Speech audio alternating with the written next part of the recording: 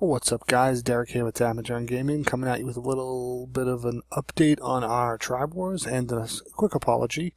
For those of you who are close followers of our channel, we haven't posted a video in a few days, and that is because I had the very fortunate experience to have my first baby. So we had to take some time off, get squared away, take care of that, get back to a good place where we could start recording again.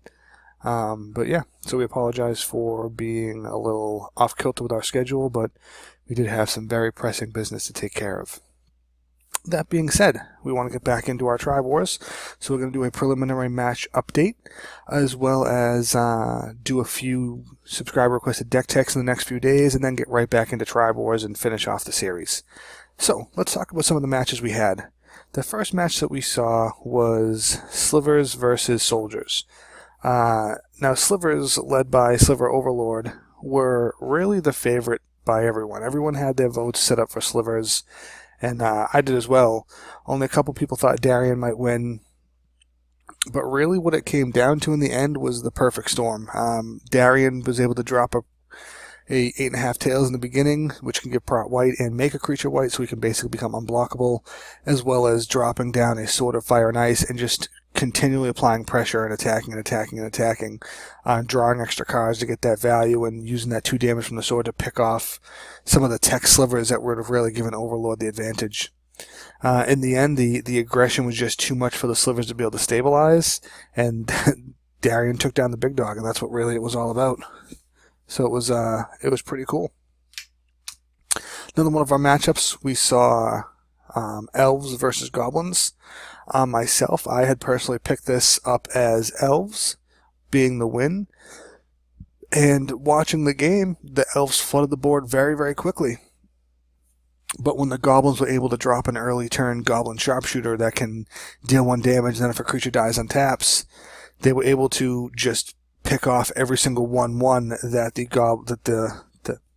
the Elves could drop one by one, and just swing them with an ever-growing army of goblins, because the Elves never really drew into any removal. So that's just more or less how that went down. Another one of our matches saw the Ghoulcaller Jissa zombie deck versus the Carador Ghost Chieftain tribal deck. This deck really just came, it was sort of a back and forth in the beginning. We didn't really know who was going to win. It was pretty scary at one point when Jissa was able to generate 10 2/2 zombie tokens to have 20 power on the board.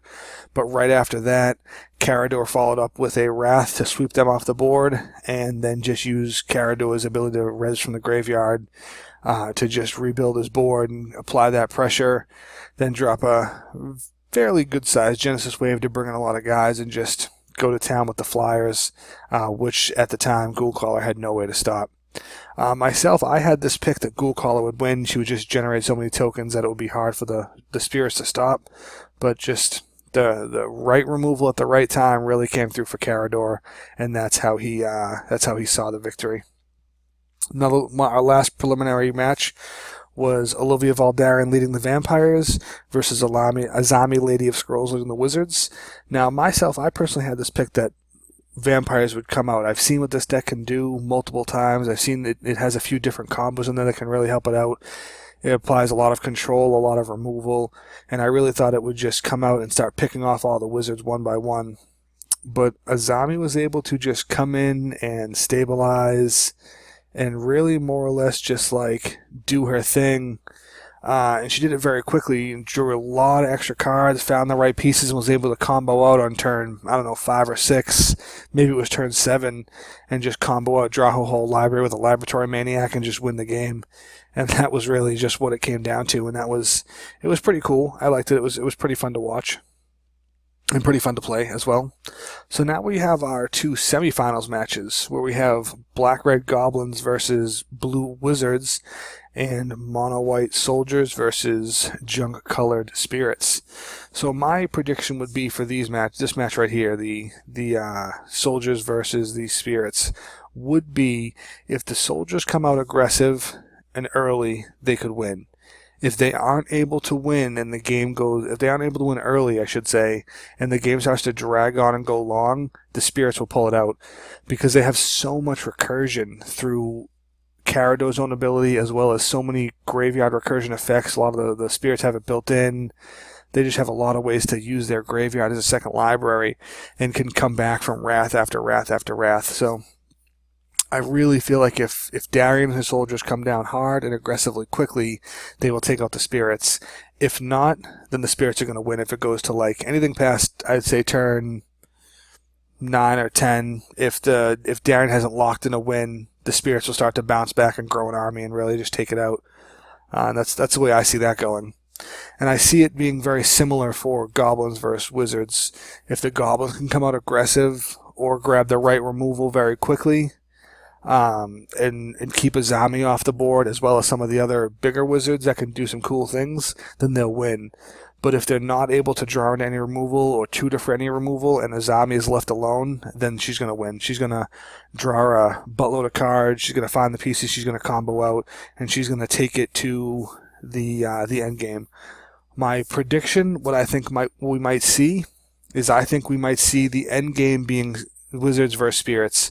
I think those two probably have the best chances going into these matches, because Wart and Darian both need it to be a very aggressive win, whereas a zombie and Carado can go for the late win.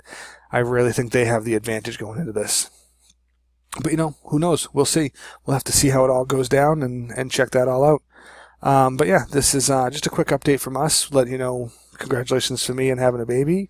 And we're going to get back onto track with the channel now. We just had to, really take care of that business. And it was a big changing point in life. So we're going to do what we can to stay on schedule going forward and see what we can do. But other than that, this has been Derek with Tap and Turn Gaming with a preliminary match update. And we will catch you later for some more deck techs, gameplays, and all that kind of good stuff. Thanks a lot, and goodbye.